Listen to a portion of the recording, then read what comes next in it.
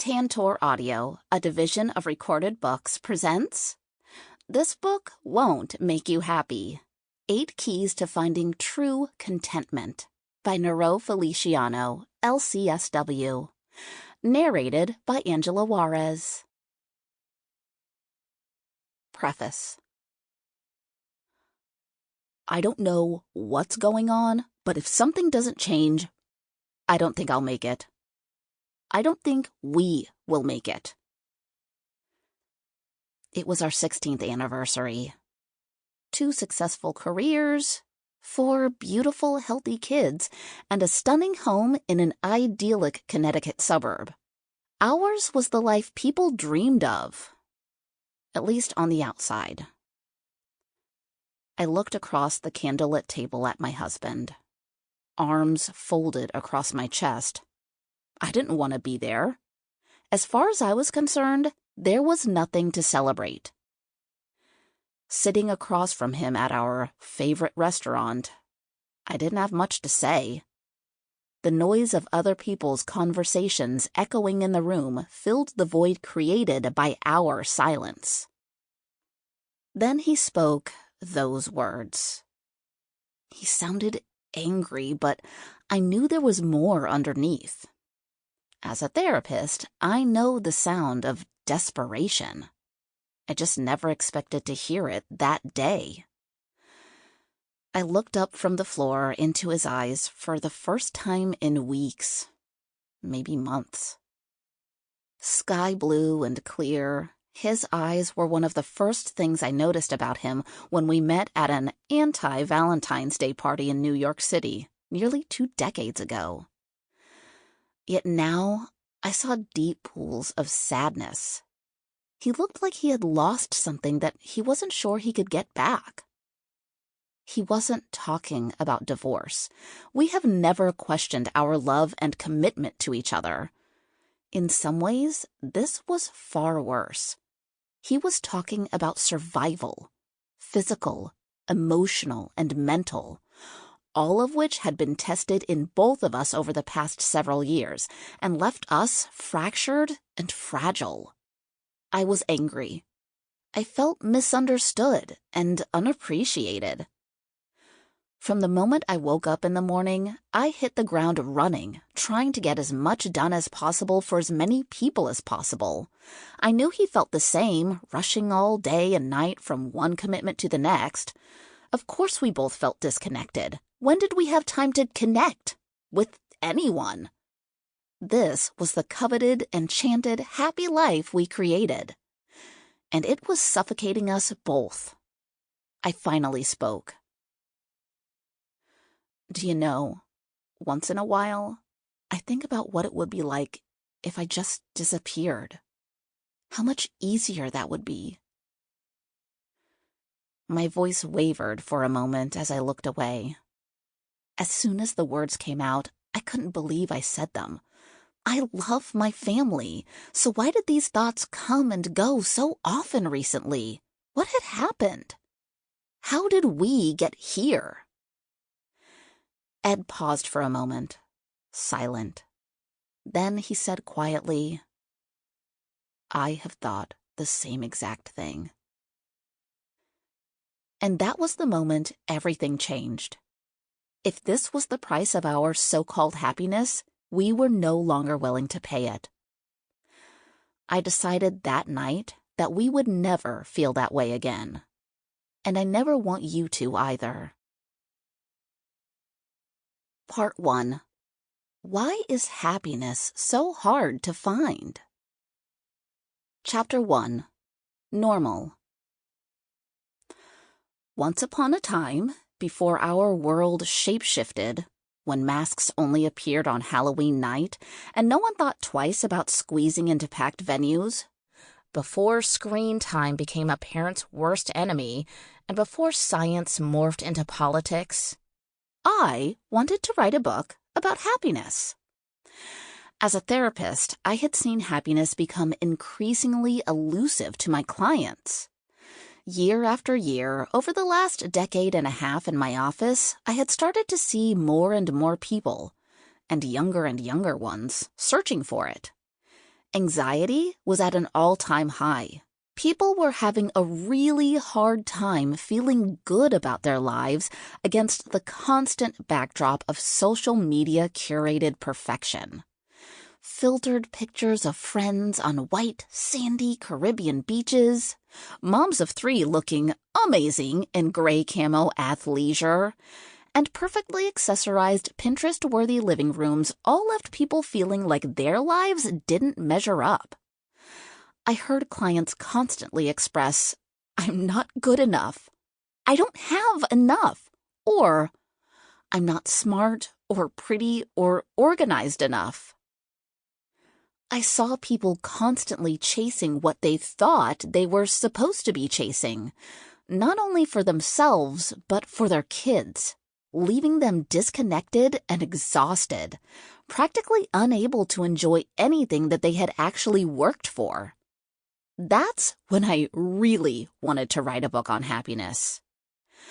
Even as thousands of books were published on the subject, I wondered why our rates of anxiety and depression continued to grow. Researchers had gotten into the happiness game as well. Studies, polls, and a plethora of pop culture articles all pointed to clear evidence as to what worked to improve our mood and, as important, what didn't. As therapists, we clearly had all the information we needed on how people could get happy. Then why weren't they? Initially, I wanted to write a book to give you a list of simple things you could do to be happy. I wanted you to face your fears, try new things, dare to dream, and get excited about life. Like so many other authors had successfully done, I would send you on your way armed with a toolbox of helpful tips, guaranteed to change your life for the better. Then 2020 happened. An unprecedented global pandemic. Lockdowns. School closures. Zoom, everything. Daily death tolls. Live-action police brutality caught on cell phone cameras. Rising income inequality. Growing food bank lines. And growing house renovation projects. Even more family drama. To mask or not to mask, to vaccinate or not to vaccinate, not to mention the most ridiculous election in U.S. history. And seemingly overnight, my clients stopped talking about happiness. Instead, for a year and a half, all I heard was, "I can't wait for things to get back to normal." I think we forgot that normal wasn't really working for us in the first place. My guess is that by the time you're listening to this, we will have remembered again. New normal or old normal? It's all relative. Anyone who lived through 2020 knows that normal is relative. What were once considered clinically significant behaviors became routines of our daily lives. What do I mean by this?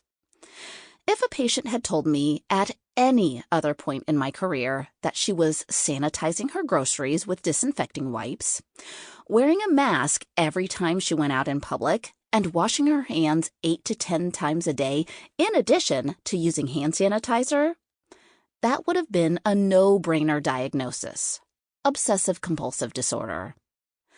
Until it became our normal. Now that the risk of contracting a global virus is no longer a major threat, I would have to question that behavior once again if someone would present with it in my office. I would assess what motivates my patient to do these things. I would consider what her everyday life looked like, including risk factors like a sick family member, if she was mentally stable, and why she needed such extreme measures to feel safe. And after considering all those factors, I would have to ask the most important question: is this behavior working for her? Certainly, it doesn't take a cognitive psychotherapist to know this once normal behavior might no longer be healthy. Yet, how many times do I see people engaging in normal, culturally acceptable activities, things that everyone else is doing, to the detriment of their own physical, mental, and spiritual health? How often do I watch whole families doing what is perfectly normal? Overscheduling themselves and their children, overspending, overposting every detail of their lives. And please know that I am including myself in this category. Therapists are human too. I need a t-shirt that says that. In our culture of excess, we all do things that we know aren't good for us, that we know don't make us happy, but we don't do anything to change because everyone else is doing these things too. It's normal. Yet, whoever said that normal meant healthy? From the research, we know normal certainly doesn't mean happy. If we stop assessing our lives and just keep living in this version of normal, we could miss what is healthy. If we continue wiping down our groceries and obsessively washing our hands when the risk of a virus is gone, this old normal now becomes pathological and mentally unhealthy. When we just accept and settle into what's normal, we stop asking some very important questions that can lead us to the truth of what we truly need in life. Questions like, is this working for me or my family? Maybe what's right for us doesn't look normal. The very things that look abnormal in our culture may bring us to a level of health that normal never will. The question I get everywhere. As soon as people find out I'm a therapist, they tell me a story. I can tell by the look of relief in their eyes that it's coming. It doesn't matter where I am, on the soccer field sidelines, in line at the grocery store, at a cocktail party, on a cross-Atlantic flight, at our local bakery, or even on the table of my OBGYN. I have heard so many personal stories from people who don't even know me and don't give a fudgesicle who else is listening. Once they find an empathetic ear, they're off and running. I've heard from people I just met about their STD diagnosis, the bizarre thing their teenage son did over the weekend, the possibility that their distracted child has ADD, their husband's patent leather high heel fetish, or that weird rash they developed overnight. When did I become a dermatologist? Sometimes this gets a tad bit tiring, especially when I just want to quietly grab a chocolate croissant, run out of that bakery, and eat it in my car before I get home so I don't have to share it with my kids. My 14-year-old daughter says that this problem is completely my fault because I tell people what I do for work. She suggests that I say I'm an accountant because no one wants to talk to an accountant.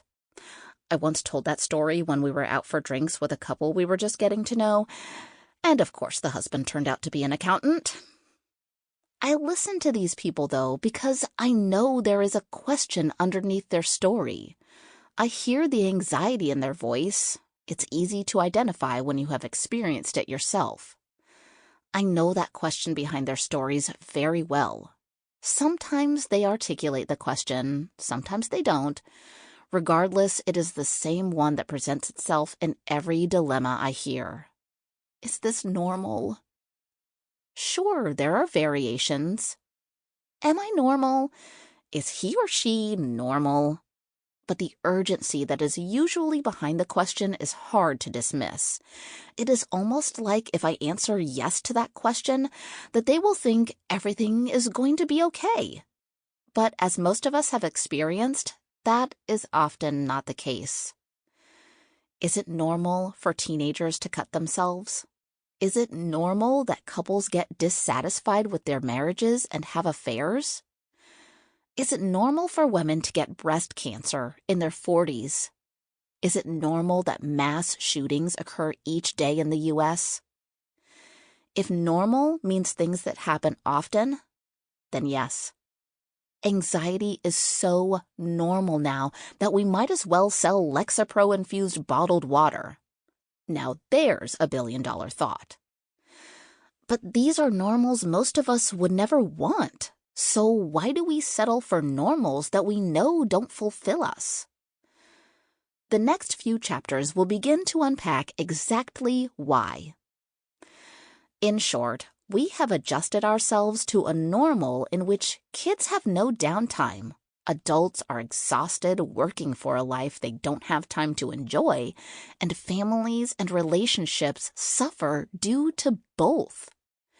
Why do these normals seem so acceptable and even desirable? At some point, we have to pause and consider, is our collective declining mental health, decreased life satisfaction, and pervasive stress connected to our normal? And what is the cost we are paying to sustain it? From what I have witnessed in more than 16 years of practice and in my own life, I can tell you, the cost is very, very high. Is happiness the goal? In 2020, I stopped asking my clients what would make them happy. The answers I had received in sessions before 2020 almost didn't seem possible or relevant anymore. Traveling, finding a new job, getting in shape, spending more time with people I care about. No one was talking about these things anymore. These ideas about what we thought would make us happy, in light of our new, terrifying reality, they actually sounded trivial. While most of us certainly had more time on our hands, and thus more opportunity to do some of those things, stress and uncertainty permeated this new situation, which turned life as we knew it upside down. We tested our coping mechanisms, good and bad, to max capacity. The things once in the shadows of our lives, relationship issues, addictions, various isms, mild mood disorders, didn't just come into the light.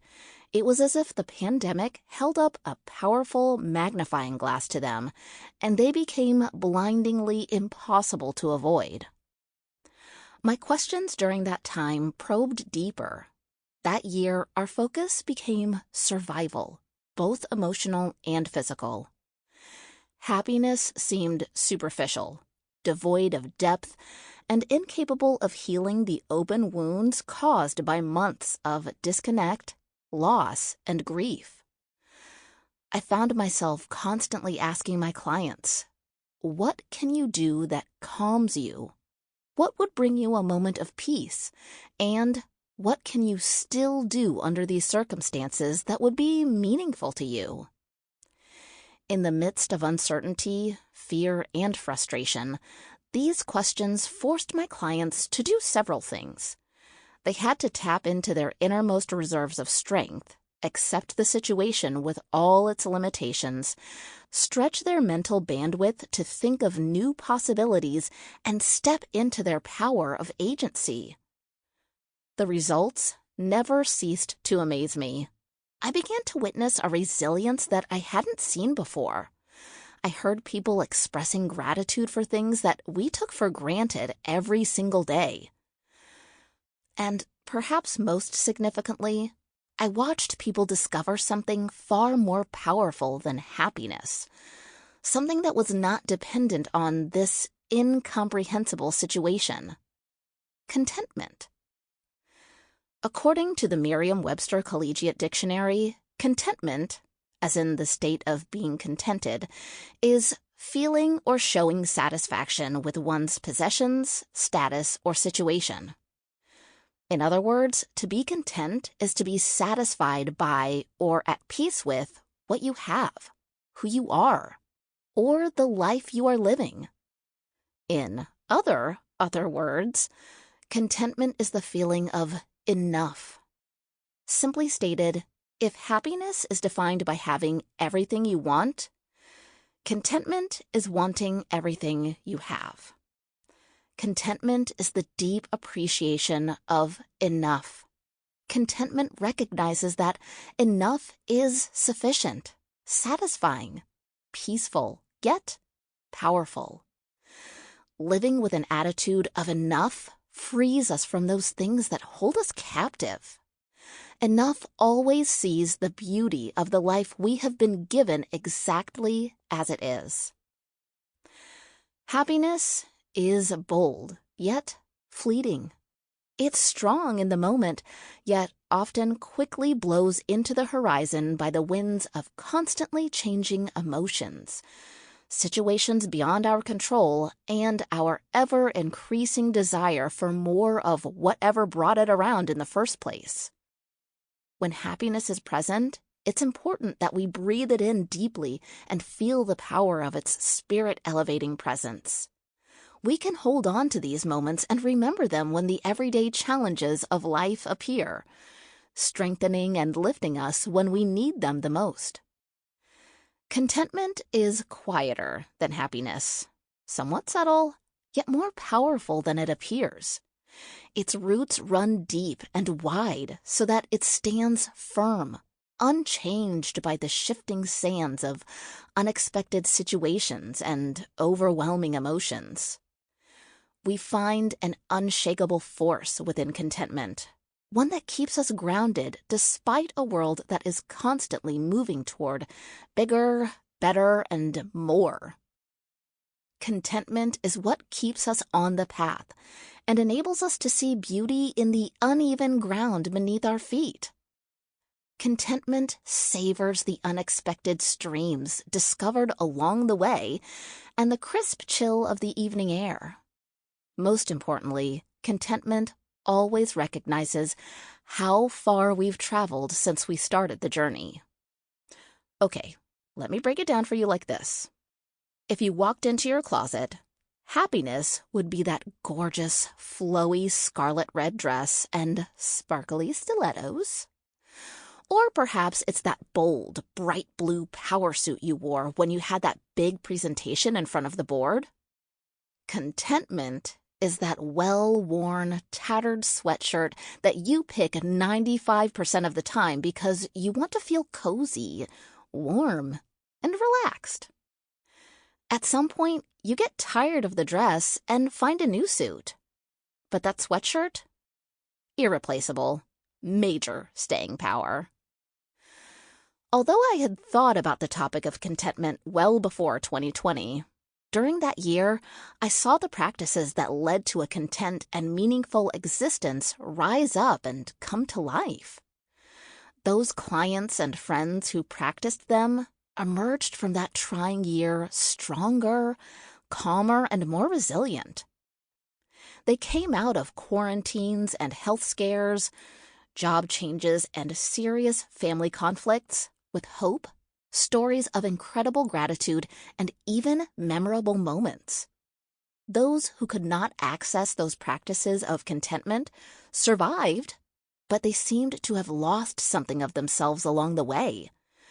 They were left drained with little motivation, sometimes irreconcilable sadness, and even worse, regret. And there ended my quest to write a book on happiness. So no, this book won't make you happy. Happiness is no longer what I'm after. I know it will come and go in my life, and in yours. That's normal. But what if I could help you find contentment? Contentment appears to be something of a superpower, able to withstand even life's most difficult situations while gently leading one down the path of peace, purpose, and meaning. Who wouldn't want that? The disclaimer. I don't have some holy grail answer that will instantly transform how you feel and change your life in an instant. The practices that will lead to contentment and fulfillment that we will explore in the second half of this book are just that, practices. Researchers in science, psychology, philosophy, and religion have agreed that these age-old common postures cultivate a life of calm and fulfillment. I will also show you helpful concepts from several modalities of therapies that I use with clients. These include cognitive behavioral therapy, CBT, mindfulness-based stress reduction, MBSR, dialectical behavioral therapy, DBT, and acceptance commitment therapy, ACT, all of which will help you find your center of calm in most circumstances. I call these practices the keys to contentment, which might sound mysterious or even magical, but they are pretty basic and straight up take some work. To be honest with you, initially, they are even boring. You can't wait to get started, right? But can I tell you something? They work. Not just work, they really work. As in they work in a freaking, that's the nice word, global pandemic. How do I know this? One day, during the time of the novel coronavirus, my 4 kids were at home, learning remotely. I was making lunch like a short-order cook at a greasy diner, on top of seeing patients all day on my iPad, might I add. As I hurried around the kitchen, I noticed my then 6-year-old daughter Carolina quietly tiptoeing with her Chromebook into our family room. She stood there with a mischievous glint in her eyes and turned her laptop screen toward the television. She had lost interest in her live stream writing class, so she had decided that she'd watch a show instead of practicing her writing. And that her whole kindergarten class should watch the show too. My husband and I looked at each other. At this point, we had spent way too much together time during lockdown, learning fun new things about each other like who breathes louder while eating. It's not me. I hope you can see that I really can be content in any situation, I told him as I calmly took a deep breath and let the situation be. After all, it was a good show. I even laughed and maybe cried a little too, but I didn't lose it. It was because of these practices. You will learn the neuroscience behind them, which helps us understand why these practices are so effective. And once you commit to them, they become addictive in the best way possible. People, calm is addictive. It is also contagious, so don't be surprised when your friends start to ask you what happened, because girl, they will want what you ordered. If you are a man, you know most men usually don't talk to one another about this kind of thing, according to my husband. But my guess is your friends will know something is up. So, now you know why I couldn't promise that this book will make you happy. I don't think any book that makes that promise can truly deliver on it. What I do promise this book will do for you is give you the questions you need to ask yourself to create a life that is right for you. That is what good therapy does. Helps you ask the right questions to discover the answers that are best for you. This is not a one-size-fits-all kind of life. You, your people, and your situations are unique. Take the time and think these choices through.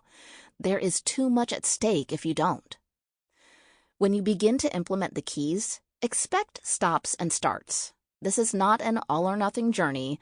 That kind of process never really works for humans anyway.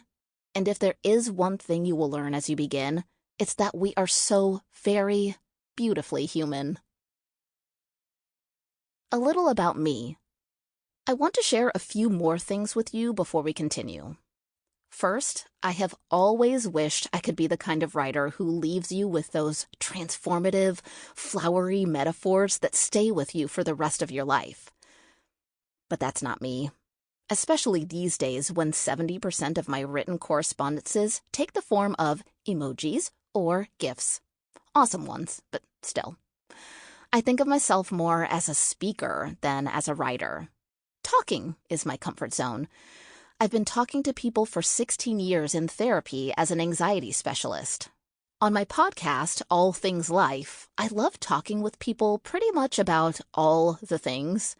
So I decided that I was going to write this book to you as if you were sitting with me at my kitchen counter over coffee. Or, let's be honest, a spicy jalapeno margarita. I make really good ones. Sometimes as I wrote this book, I even imagined that I was texting you. I even tried to put emojis in this book, but my publisher nixed that.